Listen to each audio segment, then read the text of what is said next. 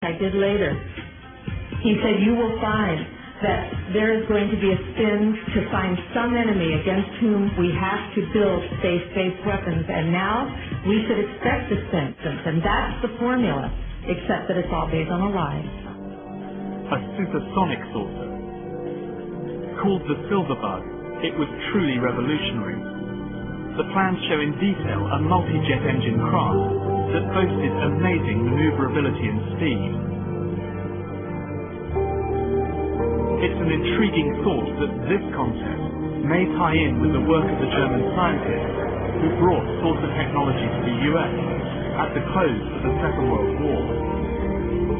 What was needed were certain cover stories. What do you do when people are spotting aircraft and then telling reporters that they've seen something very unusual flying out of an airbase in Nevada? And frankly, this was the origin of a lot of the sightings that took place in the mid-50s, 1954, 55, 56, of unidentified flying objects, the UFOs. So the CIA was involved in encouraging people to believe that, yes, they saw UFOs. And the CIA and the military tried to be very helpful to reporters to get these stories out, to divert the attention of the country, particularly the people in this region, about what they had actually seen. Mexican Air Force pilots capturing on videotape what are said to be 11, count them, 11 UFOs. The Mexican Air Force has released a video that some of you are going to find difficult to believe. A journalist says it shows images of UFOs tracking a Mexican military plane. So what's the truth about UFOs? The story of successive attempts to develop radically new forms of flight, conducted under the strictest secrecy, is inextricably bound up with our relationship with UFOs over the last 60 years. Whether it's Allied pilots buzzed by strange balls of fire in 1942, or the Roswell incident 5 years later, there is a strong case to be made that secret military technology offers a convincing explanation for many UFO stories. Anytime the government has secrets that they can keep from us, they can manipulate us by those secrets. In essence, they still remain 25 years at least ahead of us in technology, information, and knowledge, and secrets, and they are using them against us. I heard over the years many times over that the plan to usher in the New World Order would be to make all the people in this country and around the world feel totally helpless to prevent the New World Order from occurring, this world dominance plan, by saying that we had been invaded by aliens, so that we would say, oh please UN, come in and help us all. So bear in mind that there is a plan, orchestration, to get people to be submissive through the secret technology and information that they're keeping from you under the blanket of a so-called National Security Act.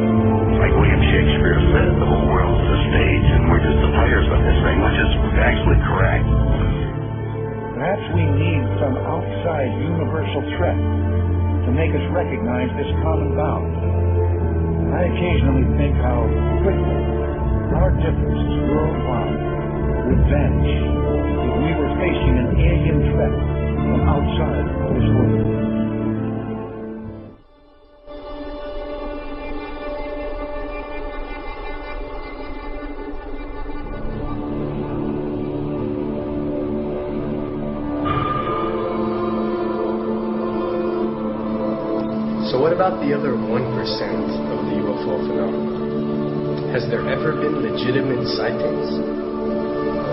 As promised, we're going to cover this 1% in a future episode. But I'll share with you something a wise man once shared with me. Before we should start focusing on dealing with problems outside our world, we should first focus on solving the problems within our world. And before you can start solving problems within your world, you first have to solve problems within yourself and within your surrounding environment of family and friends. So basically what I'm trying to say is that we have priorities that we need to focus on first and foremost so we can successfully build our lives and our minds. Now, it's no secret that the difference between what the government knows about UFOs and aliens and what is shared or released to the public is extremely enormous. And unfortunately, governments and several organizations on Earth are taking advantage of the UFO phenomenon to achieve worldly agendas. So why do we see particle beams, huge ones, firing at things that are, you were saying 200,000 Gs? Yep. I mean, go over that. Well, because I think it's part of a test for if there are bad guys out there. Or maybe they're doing preparations for faction. We may be looking at more than one faction. Remember, these groups tend to fragment. They fractally fragment so that you have wars within wars within wars. You know. But why would NASA release that footage? Well, remember, you've got all the good guys in NASA, and then you've got a few who are not good guys. The good guys don't know that there's something to keep secret. Remember, the lie's different at every level. They believe the lies they've been told. So when you set up a structure, an institution, which is supposed to be open and above board and is supposed to present live TV of the shuttle mission, they present live TV. Now, the controllers can't say, oh, well, you can broadcast this, but you can't broadcast that. Because the honest guys will then say, sure. Well, why can't we broadcast that? So people always say if this was happening, it would come out, and it is coming out. Well, I mean, I agree with you. When you've got the Catholic Church saying we need to love the aliens, they're our brothers, when you've got every major denomination saying it, when you've got all the movies, and you've got, in the 80s, huge programs at the Olympics with aliens landing, fake aliens, and you've got huge things the size of 3 football fields floating over Dallas, and stuff all over the place. Something's going on. And then I read government documents about fake extraterrestrial landings. Any of this. Why? I mean, you believe it's fake. Remember Operation Northwoods? Yes. Okay. Or we can go to the, September 11th. Governments do huge, big things to sway populations at key nodal points in history. They love hoaxes. Yeah, well, it's manufactured history is what it is. We are building, all my UFO friends, I need to shake them because they're so, frankly, they're extremely naive, Alex. They really believe we're building toward disclosure.